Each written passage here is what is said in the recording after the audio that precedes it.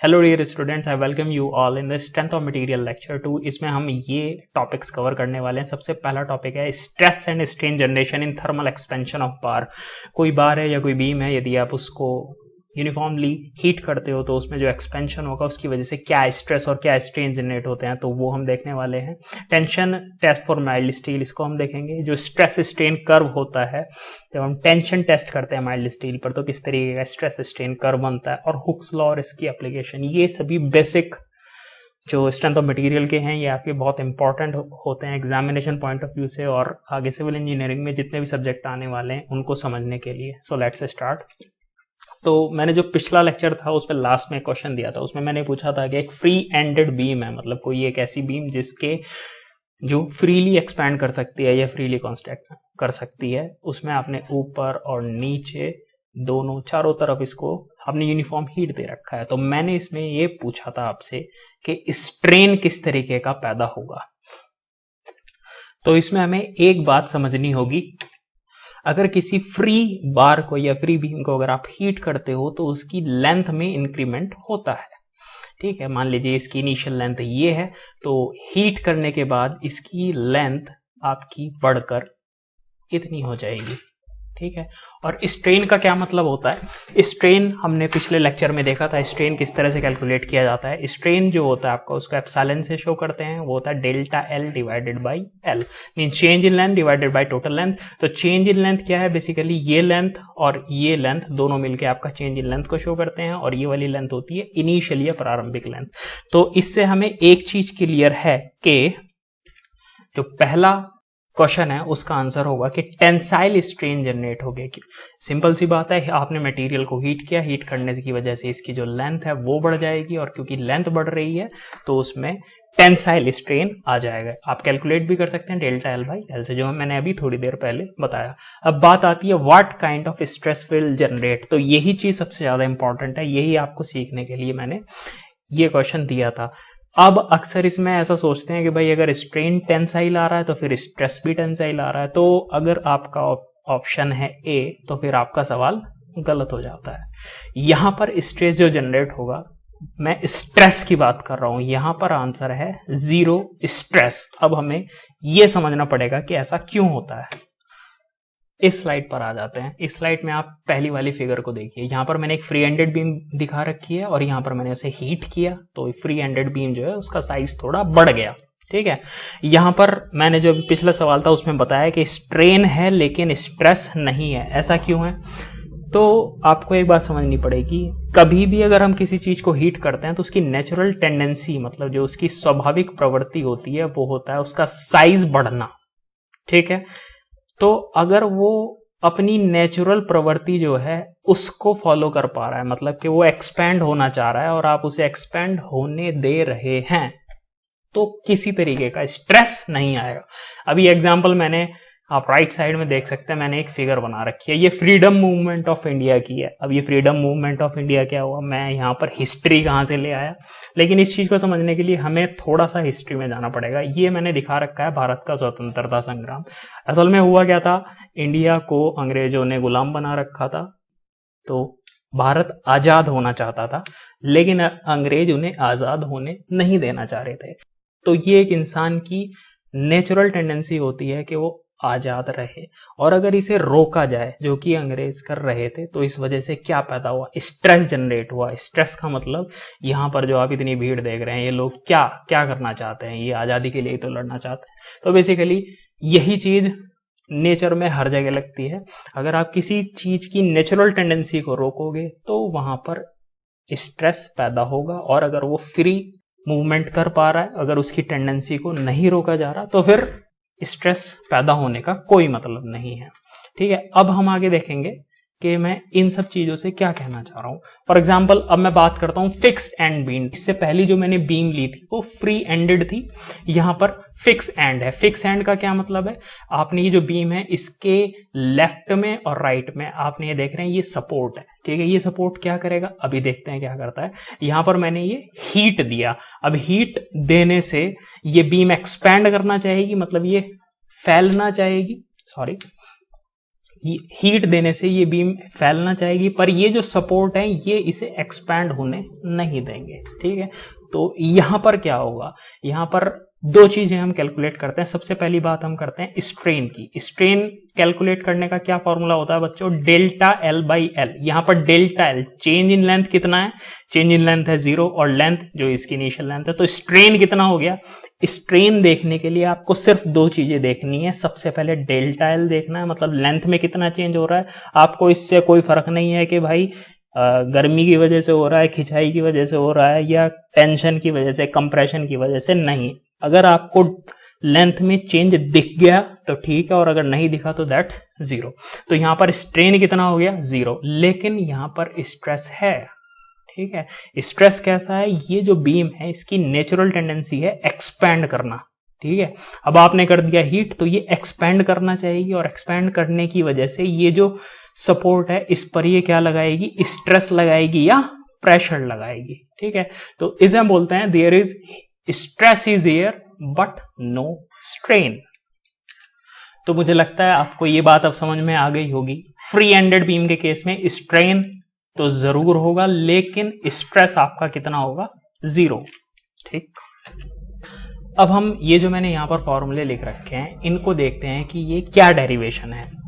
सबसे पहले आपको ये समझना होगा L0, ये कोई बीम थी जिसकी इनिशियल या प्रारंभिक लंबाई L0 थी। आपने इसको हीट किया, हीट करने की वजह से इसकी लेंथ में कितना चेंज आया, डेल्टा एल। ठीक है, तो ये फॉर्मूला ये बताता है कि डेल्टा एल क्या होता है, delta L is equal to alpha L0 delta T. यहां पर डेल्टा एल क्या है, चेंज इन लेंथ, एल क्या है, ओरिजिनल मतलब जो स्टार्टिंग में लंबाई थी वो डेल्टा टी है, चेंज इन लेंथ, और alpha linear coefficient of thermal expansion. अब ये क्या चीज होती है, linear coefficient of thermal expansion. तो अल्फा का मतलब समझने के लिए हम इस व्हाइट स्क्रीन पर आ जाते हैं। तो स्टील के लिए जो अल्फा होता है या थर्मल एक्सपेंशन कोफिशिएंट होता है उसकी वैल्यू होती है 1.1 इंटू 10⁻⁻5 पर डिग्री सेल्सियस। ये आपको किसी ना किसी कॉम्पिटिटिव एग्जाम्स में जरूर पूछी हुई मिलेगी। अक्सर ये पूछा जाता है कि स्टील को और कॉन्क्रीट को साथ में क्यों इस्तेमाल किया जाता है, मतलब जो कॉन्क्रीट है उसमें स्टील की रेनफोर्समेंट या जो उसमें सरिये डाले जाते हैं वो स्टील के क्यों डाले जाते हैं। तो इसका रीजन ये होता है कि भाई स्टील और कंक्रीट दोनों का थर्मल कोफिशिएंट सेम होता है, इस वजह से हम यूज करते हैं। खैर, हम कुछ और डिस्कस कर रहे थे। तो alpha is equal to 1.1 into 10⁻⁵ per degree Celsius. इसका क्या मतलब है, इसका ये मतलब है कि कोई यदि 1 मीटर लंबी रॉड है, मान लीजिए कोई बार है जिसकी लंबाई 1 मीटर है, अगर आप इसका टेम्परेचर 1 डिग्री सेल्सियस से बढ़ाते हो तो इसकी जो लेंथ में चेंज आएगा वो 1.1 इंटू 10⁻⁻5 मीटर आएगा। बात आई समझ में, मींस 1 डिग्री सेल्सियस चेंज करने से जो लेंथ में चेंज है वो 1.1 इंटू 10⁻⁻5 है। मान लीजिए इसकी लंबाई 1 सेंटीमीटर होती तो ये सेंटीमीटर में होता, अगर ये किलोमीटर में होती तो ये किलोमीटर में हो जाएगा। तो ये बहुत ही सिंपल तरीके से आपको ये बता देता है कि कितना लेंथ में फर्क आने वाला है। अब मान लीजिए हम थोड़ा सा इसे चेंज करते हैं। ठीक है, अब हम चीजों को समझने के लिए हम थोड़ी लंबी रॉड ले लेते हैं। मान लीजिए आपने कोई ऐसी रॉड ले रखी है जिसकी लंबाई मान लीजिए 1000 मीटर है, मतलब 1 किलोमीटर। आपने किसी तरीके से, ये हाइपोथेटिकल मतलब ये हमने सोचा है मतलब इस तरीके से ताकि हम इस अल्फा को समझ सकें। अब इस 1000 मीटर लंबी रॉड का आपने टेम्परेचर 1 डिग्री सेल्सियस से बढ़ाया तो अल्फा जो है थर्मल कोफिशिएंट की डेफिनेशन ये कहती है इसकी लंबाई कितनी बढ़ जाएगी, 1.1 इंटू 10⁻⁻5 इंटू 1000 मीटर। ठीक है, तो ये कितना हो गया, जब आप मल्टीप्लाई करोगे तो ये आ जाएगा 0.011 मीटर। मीटर को सेंटीमीटर में चेंज करने के लिए हम 100 की मल्टीप्लाई करेंगे तो 1.1 सेंटीमीटर। मतलब आप क्या समझे, मतलब हम ये समझे अगर 1 किलोमीटर लंबी रॉड है तो टेम्परेचर बढ़ाने से उसकी लंबाई में कितना परिवर्तन आएगा, 1.1 सेंटीमीटर का, जो कि काफी माइन्यूट या काफी कम होता है। तो बेसिकली जो मैं भी पीछे फॉर्मूला लगा रहा था, जो मैं चीज यूज कर रहा था वो ये ही फॉर्मूला था। अगर आप इसका भी यूज करते हैं तो भी सेम चीजें आएंगी। Delta is equal to alpha L0 delta T. इस फॉर्मूले को भी हम लगा के देख लेते हैं। तो डेल्टा एल बराबर कितना होता है, L0 alpha delta T. L0 की वैल्यू कितनी है 1000, अल्फा की वैल्यू है ये, और डेल्टा टी कितना है 1। तो आपका वही ये मीटर में, जब आप इसे टोटल को सेंटीमीटर में चेंज करेंगे तो वही आपका 1.1 सेंटीमीटर आ जाएगा। ठीक है, तो आप चाहे फॉर्मूला लगा लो चाहे समझ लो, अगर आप समझ के करोगे तो ज्यादा आसान रहेगा। तो हम आगे चलते हैं कि डेल्टा एल का इस्तेमाल करके हम ये कैसे लाए। ठीक है, डेल्टा एल यहाँ पर है, जब आप एल नेट को डिवाइड में लेके जाओगे तो delta L by L naught आ जाएगा, जो कि आ जाएगा आपका अल्फा डेल्टा टी। तो अल्फा डेल्टा टी बेसिकली क्या हो गया, delta L by L naught क्या था, ये स्ट्रेन हुआ करता था। तो अब आप इस चीज को समझ चुके हैं। तो अगर हम फिर से पहली स्लाइड पर आएं और आपसे अगर आप पूछा जाए कि भाई स्ट्रेन आपने कहा था होगा तो कितना होगा, तो इसका सिंपल सा फॉर्मूला है अल्फा डेल्टा टी हो गया थर्मल कोफिशिएंट, और डेल्टा टी कितना आपने टेम्परेचर यूनिफॉर्मली इसका बढ़ाया है। अब हम आगे बढ़ते हैं, tension test for mild steel. Mild steel को बोलते हैं मृदु इस्पात। और ये माइल्ड स्टील होता क्या है, आप इस फिगर को देख रहे हैं, ये फिगर क्या है भाई, इस फिगर में चाय नहीं बन रही है, इस फिगर में आपकी स्टील बन रही है। इसमें किया क्या जाता है, बेसिकली दो चीजें डाली जाती हैं इसमें, मेनली आयरन डाला जाता है, लोहा, और इसमें कार्बन डाला जाता है। ठीक है, कार्बन, और कार्बन की मात्रा कितनी रखी जाती है, मैक्सिमम 0.18%। जब आप इतनी कार्बन की मात्रा रखते हो तो फिर इस तरीके की स्टील बार्स बनकर निकलती है। मतलब इस तरीके की तो नहीं बनती, इसको जब ये पिघला हुआ लोहा इसमें से निकलता है फिर उन्हें इस तरीके से मोल्ड किया जाता है या सांचों में डालकर बनाया जाता है, या रोलिंग करके, जैसे भी बनाते हो। अब हम आगे चलते हैं। अब ये क्या चीज है, अब ये है tension test for mild steel की हमें जो एक्सपेरिमेंट करना रहता है, इसके लिए इस्तेमाल होती है यूनिवर्सल टेस्टिंग मशीन। अब यूनिवर्सल टेस्टिंग मशीन में दो चीजें होती हैं, एक होता है आपका कंप्यूटर और एक होता है आपका वो एरिया जहां पर टेस्ट किया जाना है। अगर मैं इसको थोड़ा सा बड़ा करके देख, यहां पर आपका माइल्ड स्टील का स्पेसिमेन होता है, सबसे नीचे आ जाइए, ये जो मैंने सबसे नीचे दिखा रखा है ये एक माइल्ड स्टील का स्पेसिमेन है। आप सिंपल क्या करते हैं, क्योंकि आपको टेंशन टेस्ट करना है तो इस पर टेंशन लगानी होती है, हम इसे खींचते हैं। खींचेगा कैसे, ये इस पीस को यहां पर लगाया जाता है और फिर इस पर हम टेंशन लगाते हैं। ये जो मशीन है इसका काम होता है इसको खींचना, और ये जो दो यहाँ पर इंडिकेटर लगे हैं इनका क्या काम क्या होता है, जब आप इसे खींचोगे तो इसकी लेंथ बढ़ेगी, इसमें स्ट्रेन आएगा, तो इनका काम होता है स्ट्रेन मेजर करना या एक्सपेंशन मेजर करना। ठीक है, तो ये जो कंप्यूटर होता है ये आपको सब कुछ बता देता है कि भाई स्ट्रेस कितना लग रहा है, ये आपको सब कुछ बता देता है कि स्ट्रेस कितना लग रहा है, स्ट्रेन कितना लग रहा है। ठीक है, अभी हम आगे देखेंगे किस तरह से इस टेस्ट को किया जाएगा। अब हम आते हैं टेंसाइल टेस्ट पर। यहाँ पर मैंने स्पेसिमेन मशीन में लगा रखा है और यहाँ पर ये है ग्राफ। ये मशीन क्या कर रही है, इस पर टेंशन फोर्स लगा रही है। आप इस फोर्स को यहाँ पर जो इसका वाई एक्सिस है वहां देख सकते हैं, और जो इलोंगेशन है मतलब जिसकी लेंथ में इंक्रीमेंट आ रहा है वो देख रहे हैं। ठीक है, तो फोर्स और इलोंगेशन का ये ग्राफ है। तो मशीन ने इस पर टेंशन लगाना शुरू कर दिया है। आप ये जो लाइन दिख रही है इससे आप ये पता कर सकते हो। अब हम चलते हैं इसके आगे, धीरे धीरे आप देखिए ये थोड़ा सा एक्सपैंड हो गया है, मतलब इसकी लेंथ थोड़ी सी चेंज हो गई है और यहाँ पर इसमें कुछ चेंजेस आ गए हैं। सबसे पहली बात, यहाँ तक ये जो पॉइंट होता है ये आपका हो गया यील्ड पॉइंट। कौन सा point, YIELD, yield point. Basically जो यील्ड का मतलब होता है, यील्ड का मतलब होता है जवाब दे जाना, मतलब कि यहाँ इस पॉइंट पर आके मटेरियल ये कहता है भाई अब मेरे बस की नहीं है। इंजीनियरिंग में भी हम यही कोशिश करते हैं कि जो स्टील है आपकी उसमें जो उसके ऊपर जो स्ट्रेस पड़ रहा है वो उसके यील्ड पॉइंट से कम रहे। अब आगे आप देख सकते हैं इस स्लाइड में इसकी लेंथ देखो बढ़कर काफी हो गई है। हालांकि ये पिक्चर में इतना अधिक दिख रहा है लेकिन ये बहुत ही माइन्यूट सा होता है। तो ये यील्ड वाला रीजन खत्म हुआ। अब यहाँ पर फिर से स्ट्रेस बढ़ने के साथ स्ट्रेन भी बढ़ता चला जा रहा है। अब यहाँ पर आप फिर से देख सकते हैं कि एक बार फिर से इसका स्ट्रेस भी बढ़ रहा है और स्ट्रेन भी बढ़ रहा है। अब आपको थोड़ा सा यहाँ पर देखना है, यहाँ पर नेक बनना स्टार्ट हो गया। नेक का मतलब गला, एक छोटा सा हिस्सा बनने लग गया है। अब क्या होगा, हम लोग बहुत अच्छे से जानते हैं कि स्ट्रेस का मतलब होता है फोर्स अपॉन एरिया। एरिया कम होता चला जा रहा है। एरिया यहाँ पर नेक का जो एरिया है वो कम होता है। एरिया कम होगा तो स्ट्रेस आपका ऑब्वियसली बढ़ता चला जाएगा। तो ये जो नेक रीजन होता है यहाँ पर स्ट्रेस बहुत तेजी से बढ़ता चला जाता है, क्योंकि इस पूरे स्पेसिमेन में स्ट्रेस सबसे ज्यादा यहीं पर है। तो ये ब्रेक यहीं से होता है। तो आप यहाँ पर देख सकते हैं यहाँ पर ये ब्रेक हो चुका है और इसे बोलते हैं ब्रेकिंग पॉइंट यहाँ पर। और यहाँ पर मटेरियल ने लोड लेना या स्ट्रेस लेना बिल्कुल बंद कर दिया है। तो ये आपका स्ट्रेस कितना आ गया, यहाँ पर अचानक से 0 पर ये शिफ्ट हो जाता है। तो ये था हमारा tensile test on mild specimen. अब हम आगे देखेंगे। अब आ जाइए इसके एनालिसिस पे। इस स्ट्रेस स्ट्रेन कर्व से अगर आप कोई भी इंजीनियरिंग का एग्जाम देंगे आपको जरूर उसमें से क्वेश्चन मिलेंगे। स्ट्रेस स्ट्रेन कर्व बहुत ही इंपॉर्टेंट होता है। तो अब इसको देखिए, ये हमारा स्पेसिमेन था, ठीक है, और स्ट्रेस का आप फॉर्मूला जानते हैं, P/A, P जो इसके ऊपर लोड लग रहा है, A0 जो इसका ओरिजिनल एरिया है।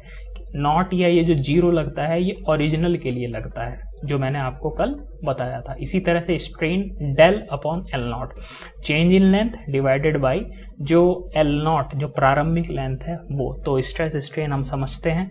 अब हम आगे देखते हैं। तो सबसे पहला जो रीजन है वो है इसका OA, यहाँ से लेके यहाँ तक ये एक लीनियर कर्व है, मतलब इसे आप एक लाइन की तरह शो करते हो। फिर इसके यहाँ पर जो पॉइंट आता है उसे बोलते हैं प्रोपोर्शनल लिमिट। हम इन पॉइंट को आगे बहुत ही डिटेल में डिस्कस करेंगे। प्रोपोर्शनल लिमिट का मतलब होता है कि यहाँ तक stress directly proportional to strain होता है। बी आता है आपका इलास्टिक लिमिट। इलास्टिक लिमिट का मतलब होता है बी पॉइंट तक अगर आप मटेरियल पर स्ट्रेस या फोर्स लगाकर उसे छोड़ देते हो तो वो वापस अपनी पोजीशन में आ जाएगा, लेकिन अगर आप बी से ज्यादा उस पर स्ट्रेस लगाते हो तो फिर उसमें एक परमानेंट डिफॉर्मेशन हो जाएगी, ठीक है। फिर इसके बाद आता है सी, जिसे अपर यील्ड पॉइंट कहते हैं। डी लोअर यील्ड पॉइंट होता है। डी ई प्लास्टिक रीजन होता है।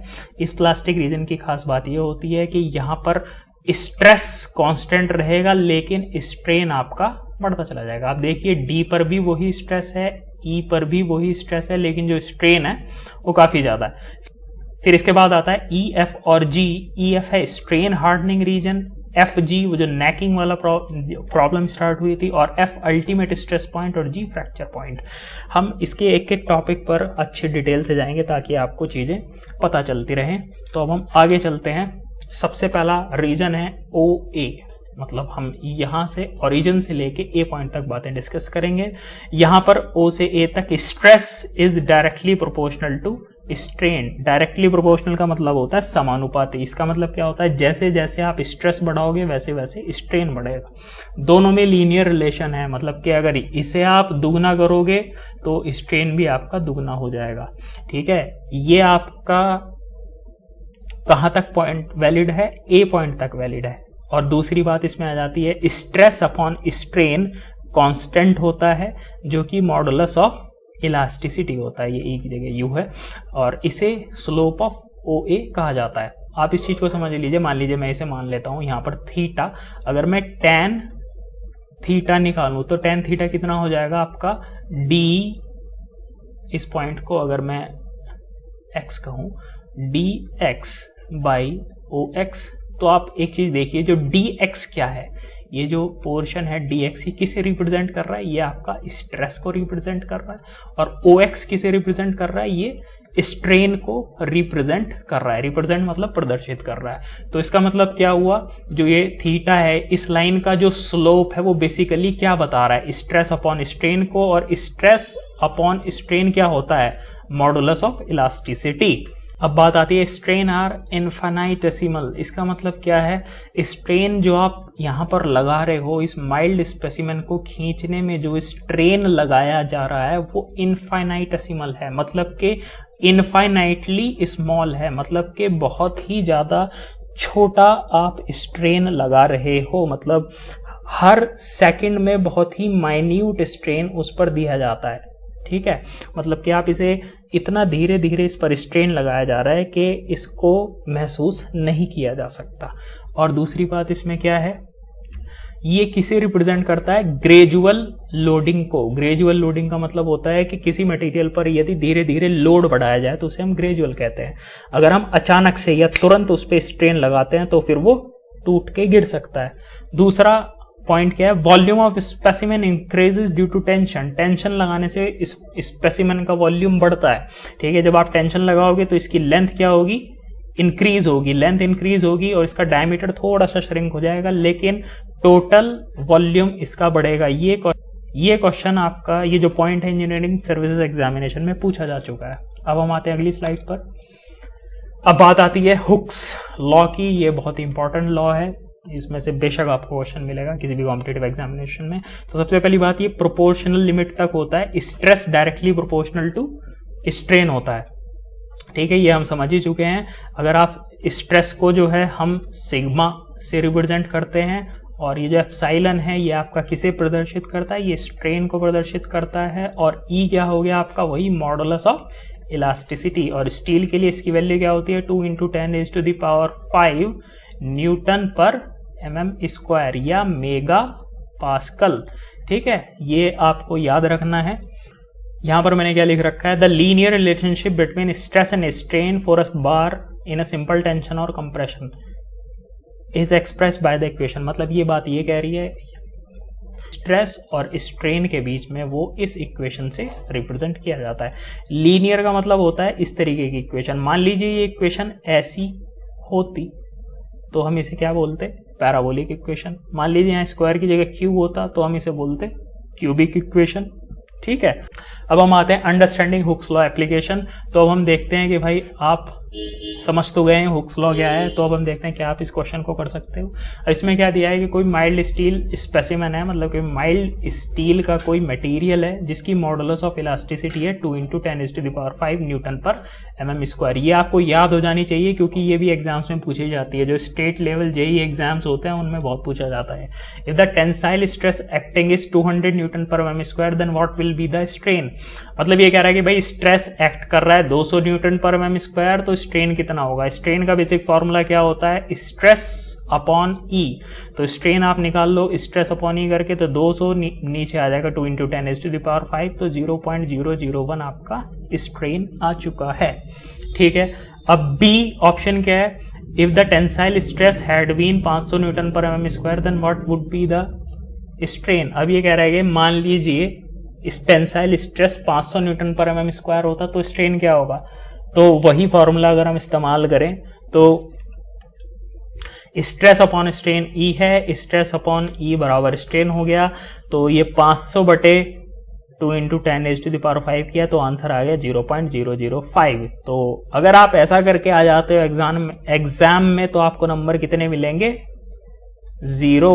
ऐसा क्यों हुआ भाई, अचानक से गड़बड़ क्या हो गई है, फॉर्मूला सेम है, सब बातें सेम है, तो अब ये फॉर्मूला लग क्यों नहीं रहा। ये इसलिए नहीं लग रहा क्योंकि शायद आपने इस बात पे ध्यान नहीं दिया कि इधर देखिए मैंने स्ट्रेस स्ट्रेन कर्व बना रखा है माइल्ड स्टील के लिए। तो जो ये ए पॉइंट है ये आपका प्रोपोर्शनल लिमिट को शो करता था, मतलब यहां तक आप हुक्स लॉ लगा सकते थे। और ये जो ए है और ये वाला जो पॉइंट है जो इसके ऊपर होता है ये पॉइंट, ये लगभग बराबर, लगभग एक दूसरे के ऊपर पड़ते हैं। और यहाँ पर जो स्ट्रेस की वैल्यू होती है 250 न्यूटन पर mm² होती है। और माइल्ड स्टील का जो स्पेसिमेन होता है, आपने Fe250 का नाम सुना होगा। माइल्ड स्टील के स्पेसिमेन को इस नाम से भी जाना जाता है। ये 250 क्या शो करता है, उसका यील्ड स्ट्रेंथ शो करता है। कुल मिला के कहने का क्या मतलब है कि जो हुक्स लॉ है वो आप 250 तक के स्ट्रेस तक लगा सकते हो, लेकिन अगर उससे ऊपर आप लगा रहे हो तो ये फॉर्मूला काम नहीं करेगा। मैंने अभी आपको इस स्लाइड में ये बात बताई थी कि हुक्स लॉ कहां तक वैलिड होता है, ए पॉइंट तक वैलिड होता है। ठीक है, तो यहां पर जो स्ट्रेस है, ये जो ए पॉइंट है और ये जो सी पॉइंट है, ये हमने दूर दूर करके दिखा रखे हैं, लगभग ही एक दूसरे के ऊपर ही पड़ते हैं। तो यहां पर जो यील्ड स्ट्रेस होता है 250 न्यूटन पर mm² है।